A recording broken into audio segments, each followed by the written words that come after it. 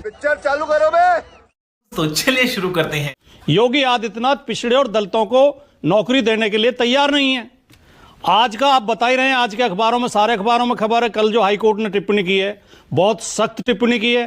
High court का यह कहना कि शासन संविधान से चलेगा, इसका अर्थ यह निकलता है कि उत्तर प्रदेश में शासन संविधान से नहीं चल रहा है। क्या एनकाउंटर भी पीडीए के किए जा रहे हैं क्या भाटी जी? बिल्कुल, जाति और धर्म देख के एनकाउंटर किए जाते हैं। मैं एक प्रश्न उठा रहा हूं इसमें।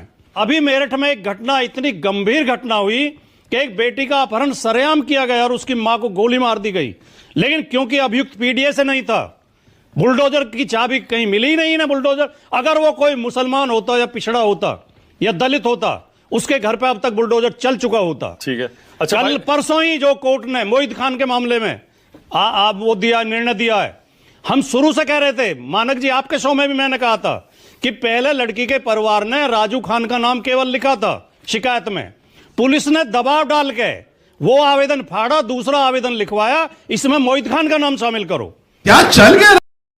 और मोहित खान के घर के ऊपर और मार्केट के ऊपर बुलडोजर चला दिया गया। वो आदमी 1 साल से ज्यादा जेल में रहा और 1 साल तक हमें गाली देते रहे चैनलों पे बीजेपी के प्रवक्ता कि ये मोहित खान जैसों की पार्टी है, ये बलात्कारियों की पार्टी है, अपराधियों की पार्टी है। उस आदमी के खिलाफ कोई सबूत नहीं मिला, उसे बाइज्जत बरी किया गया कोर्ट से। अच्छा, ये घटना उत्तर प्रदेश में रोजाना हो रही है। पीडीए की फुल फॉर्म क्या है? पीडीए मैंने बताया नहीं। हाँ। पीड़ित, दुखी, अपमानित। लेकिन नहीं, बता रहा हूं नहीं, मैं पूरी बात सुने करो। हाँ।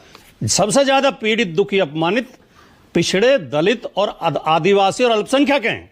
अच्छा, अब इसमें आदिवासी योगी जी की सरकार, आदिवासी पहले से ही शामिल है। पहले पीडीए का मतलब पिछड़ा, दलित, अल्पसंख्यक होता था। नो, हम शुरू से, देखिए सुनिए, जो लोग जाति व्यवस्था का शिकार हैं, हाँ। जो जाति के नाम पे जिनके साथ भेदभाव हो रहा है, ठीक है। अगर इस देश में कोई ये मानता है कि नहीं हो रहा है तो आदमी अंधा है। ठीक है, ओके। तो कौशल किशोर मिश्रा बीजेपी के प्रवक्ता बैठे हैं आपके। आप मिश्रा पे ज्यादा जोर दे रहे हैं। नहीं, मैं नाम उनका ये है, कौशल नाम ही उनका ये है। मैं क्या करूं, आप हटवा दो उनसे। हाँ। मैं नहीं कहूंगा। हाँ। कौशल कांत जी बैठे हैं, चलो मैंने मिश्रा हटा दिया। मैं सिर्फ ये पूछना चाहूंगा, पूरे क्यों पूछना चाहोगे? आप कौन ठेकेदार हो? आप पूछना चाहोगे? क्यों पूछना चाहोगे? अरे फालतू की बात कर रहे हैं, बेवजह की सबके बीच में बोल रहे हैं। नहीं, बीच में कोई नहीं बोल रहा। अलाउ नहीं करूंगा। मैं पूछना चाहूँ, क्यों पूछना चाहोगे? बात कर, उनको अपनी बात करने दीजिए। अरे ये कोई प्रधानमंत्री है? आप पूछिए, ये क्यों पूछेंगे? अरे आप कमाल है, आप भी तो सबकी बात काट रहे हैं। अरे आप भी तो उनसे पूछ रहे हैं। और जातिवादी व्यक्ति है, आपने और जातिवादी और पिछड़े दलितों से नफरत करने वाले। उनको जवाब देने दीजिए। इतनी स्पेस मिलनी नहीं चाहिए जितनी आप बीजेपी के प्रवक्ता है, ऐसे लोगों को इतनी स्पेस नहीं मिलनी चाहिए। एक मिनट, कौशलकांत मिश्रा, समाज का माहौल बिगाड़ रहे हैं नफरती लोग। एक सेकंड, मानक जी, कौशलकांत मिश्रा 20 सेकंड का जवाब, फिर आगे बोल चुके कौशलकांत। मैं सिर्फ ये कह रहा आप भी हूं, बोले ना, जवाब देने का मौका देना पड़ेगा। 20 सेकंड बोलिए। जब लोग विचारधारा में नहीं जीत पाते तो पर्सनल अटैक करते हैं। अरे आपका विचारधारा से क्या मतलब यार? आप नफरती व्यक्ति हो, आप पाखंडी व्यक्ति हो। डॉक्टर कौशल कांत की पहचान अगर समाज में है तो आरक्षण विरोधी व्यक्ति के तौर पे है। इन्होंने जो आंदोलन चलाए, जो अभियान चलाए, वो आरक्षण के खिलाफ चलाए। ये कहते हैं जातिगत आरक्षण खत्म होना चाहिए, जातिगत अन्याय खत्म होना चाहिए। ये इन्हें कभी चिंता नहीं। अच्छा, ठीक। ये कहते हैं यूथ फॉर इक्विलिटी।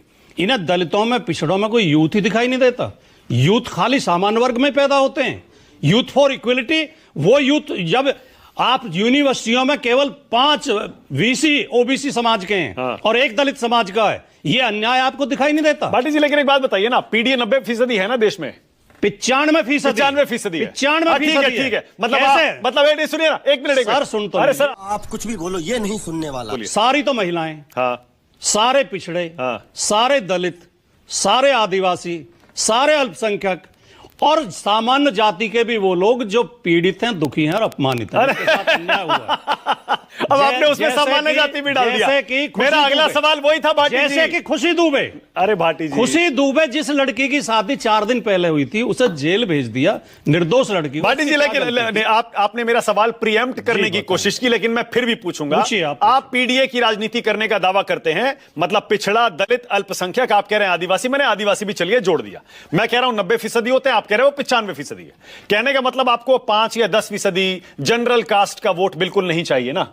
ओबीसी में भी बहुत भटके हुए लोग हैं, माइनॉरिटी में भी हैं, एससी में भी हैं, हमें और जनरल कास्ट में भी हैं। जनरल कास्ट के जो नफरती लोग हैं, जो अत्याचारी लोग हैं, उनका वोट हमें नहीं चाहिए, डंके की चोट पे कह रहे हैं। हाँ। हमें जो समझदार और ईमानदार लोग और अच्छे भले लोग हैं, जो देशभक्त लोग हैं, हाँ। वो सब हमारे सम्मानित हैं।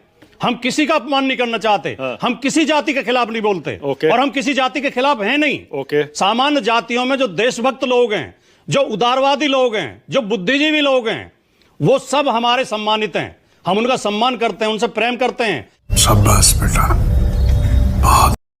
और जो नफरती लोग हैं, जो आरक्षण का विरोध करते हैं, सामाजिक न्याय का विरोध करते हैं, संविधान का विरोध करते हैं, जो बुलडोजर बाबा कह के मखौल उड़ाते हैं, हाँ। जो लोगों को गोली मार का ऑपरेशन लंगड़ा कह के हंसी उड़ाते हैं, अट्ठास करते हैं, ऐसे नफरती लोगों से हम सख्त खिलाफ। भाटी जी, 2024 के लोकसभा चुनाव में 25% जाटव दलितों ने बीजेपी को वोट दिया था, 56% गैर जाटव दलितों ने बीजेपी को वोट दिया। हुए लोग हैं, वो सब रास्ते पे आ रहे हैं, वो सब रास्ते पे आ रहे हैं। आपको उनका वोट नहीं चाहिए? अरे मेरी बिरादरी के लोगों ने भी दिया। हाँ। जिस सीट पे हम बैठे, जहां डिबेट कर रहे हैं, मेरी बिरादरी का कैंडिडेट था समाजवादी पार्टी से, लेकिन एक भी गुजरों के एक भी गांव में नहीं जीता, बीजेपी को दिया सबने। हाँ। लेकिन वो सब भटके हुए लोग हैं। अब समझ रहे हैं जब उनके साथ अपमान हुआ है, हाँ। जब उनके साथ अन्याय हुआ है, अब वो लौट के आ रहे हैं, अब बीजेपी के विरोध में है वो सब लोग। अच्छा, और वो जो ओबीसी है, ओबीसी का भी तो आंकड़ा, हम ओबीसी में ही तो आते हैं। नहीं, एक सेकंड, अभी तो मैंने अनिल यादव ओबीसी में ही तो आते हैं। अरे आते हैं ना, एक मिनट, और भी तो बहुत सारे ओबीसी हैं।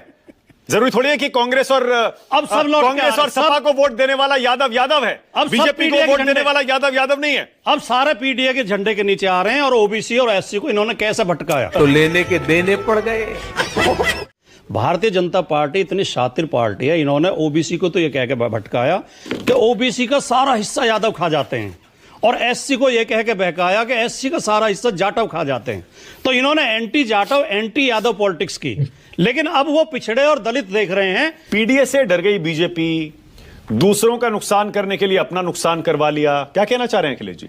देखिए, जो पीड़ित हैं, दुखी हैं, अपमानित हैं, जो सताए हुए हैं, जिनके साथ अन्याय हुआ, उन्हें इकट्ठा करने के लिए समाजवादी पार्टी के नेता श्री अखिलेश यादव जी ने पीडीए का नारा दिया, और उन्हें इकट्ठा करने में हमें काफ़ी मशक्क़त करनी पड़ती। लेकिन योगी आदित्यनाथ जी ने अपने जाति और धर्म आधारित अन्याय से, भेदभाव से और उत्पीड़न से पीडीए को बहुत जल्दी इकट्ठा कर दिया। पीडीए सारा एकजुट है, योगी जी के खिलाफ एकजुट है, बीजेपी सरकार के खिलाफ एकजुट है, क्योंकि पीडीए के साथ रोजाना अन्याय उत्तर प्रदेश में हो रहा है। एक और हर कार्रवाई में अन्याय हो रहा है। सरकारी नौकरी देने में अन्याय होता है, पहले पोस्ट निकालने में बेईमानी होती है। अभी आपने देखा पीछे राजस्व लेखपाल की जगह निकाली गई, 900 कुछ सीट कम कर दी गई। अखिलेश यादव जी ने आवाज उठाई, तब वो विज्ञापन कैंसिल करके दूसरा विज्ञापन निकाला गया, सीट बढ़ाई गई। शिक्षक भर्ती का मुकदमा आज तक सुप्रीम कोर्ट में चल रहा है।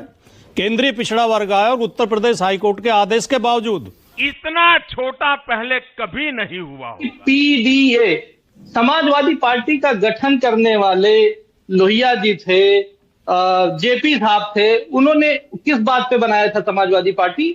जात पात का विरोध करेंगे, परिवारवाद के खिलाफ चलेंगे, कांग्रेस के खिलाफ चलेंगे और इमरजेंसी के खिलाफ चलेंगे। इन 4 मूल मंत्र पे समाजवादी पार्टी का गठन हुआ था। और आज समाजवादी पार्टी कहां है? घोर जातिवादी पार्टी है। और अब इनका परिवार का प्रेम, पी का पिछड़ा तो हो गया, क्योंकि इनका पिछड़ा केवल एक परिवार से आता है और वही उनका पिछड़ा होता है, इसके अलावा कोई पिछड़ा नहीं था। अब दलित पे आ जाते हैं। एक होता था प्रबुद्ध नगर, शामली का नाम प्रबुद्ध नगर मायावती जी ने किया था, उसको बदल दिया। क्यों बदल दिया? भीमनगर संभल होता था, नाम बदल दिया। पंचशील नगर हापुड़ होता था, नाम बदल दिया। महामाया नगर हाथरस होता था, नाम बदल दिया। ये दलित प्रेम है, मेरे पास पूरी लिस्ट है। एक मनरेगा भी होती थी। अरे सुनिए, एक मनरेगा भी होती थी। अरे भाटी साहब, राष्ट्रपिता महात्मा गांधी का नाम होता था। हाँ, मैं बताऊंगा ना। मैं तो बता दो भाई, साहब आप के मेरे साथ। बारे में बोल। अरे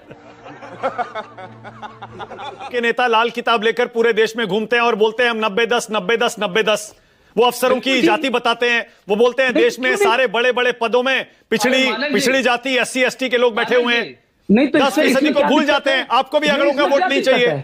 नहीं, इसमें क्या दिक्कत है? नहीं, वोट चाहिए तो क्या 90% आबादी को बिल्कुल भुखमरी पे छोड़ दें? 90% जो आबादी में है उनको नौकरियों में 9% भी अगर जगह नहीं मिलेगी तो जाहिर सी बात है वो अन्याय के खिलाफ आवाज उठाएंगे राहुल गांधी। और यदि आपको उससे परेशानी है तो हो।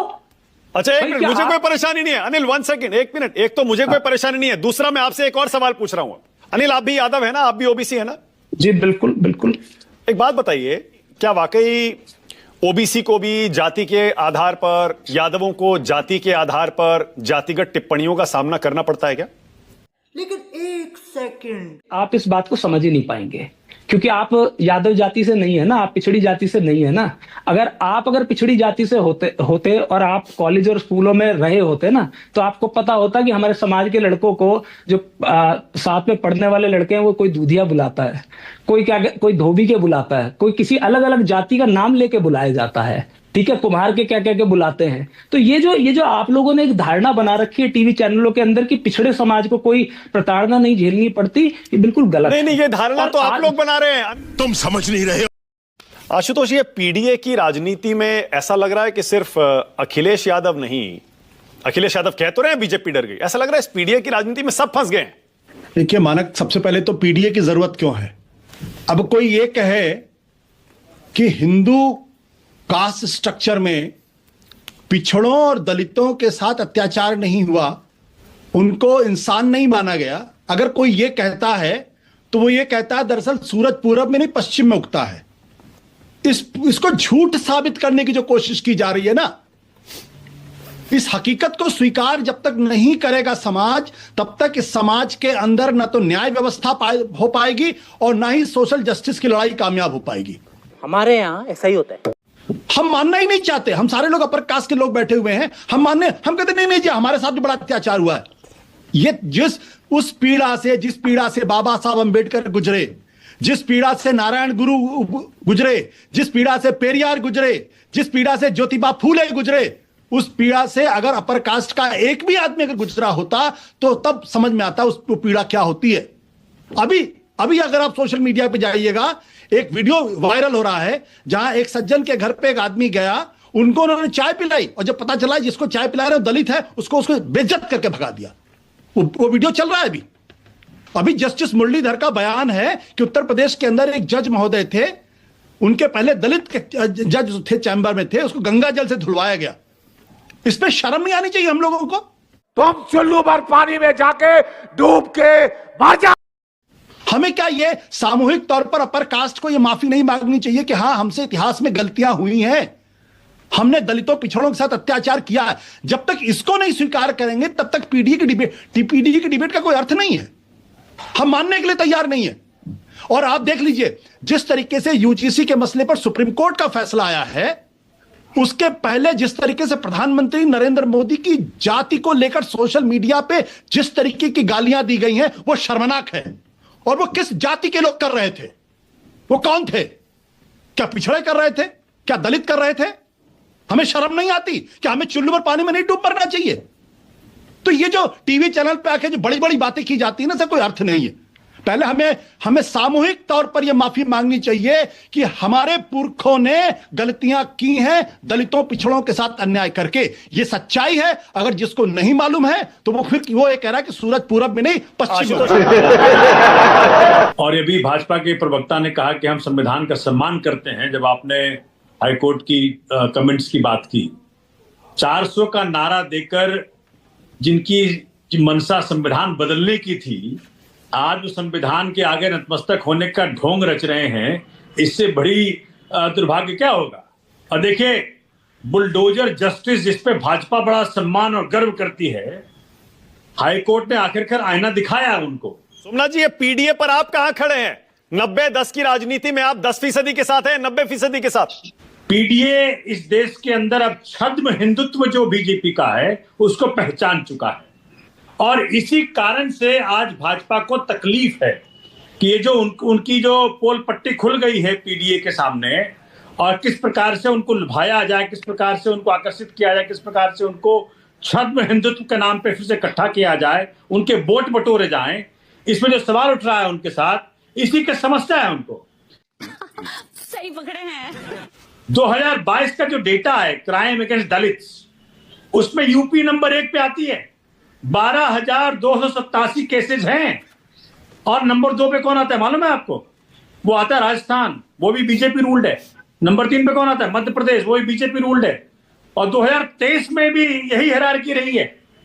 मतलब जिस प्रकार से दलितों के साथ, अच्छा अन्याय के सिलसिले में तो मैं बोलना शुरू करूं, अगर कोई साथी पढ़ ले एनिलिशन ऑफ कास्ट जो डॉक्टर बाबा साहब अम्बेडकर ने लिखा, हाँ, इस पर काफी चर्चा हो चुकी। सोमनाथ जी आप कौन सी जाति से? आम आदमी पार्टी। सोमनाथ जी, सोमनाथ जी, आम आदमी पार्टी का एक ही देखिए, हमने बार बार कहा, सोमनाथ जी आप कौन से वर्ग से आते हैं? सुधार करेंगे। अरे सोमनाथ जी, शिक्षा का हो, स्वास्थ्य सेवाओं का हो, रोजगार का हो, इसका बेनिफिशियरी मैक्सिमम पीडीए होता है। अच्छा सोमनाथ जी सुन पा रहे हैं? के पॉलिटिक्स में हमने स्ट्रेस दिया शिक्षा पे, स्वास्थ्य पे, रोजगार पे।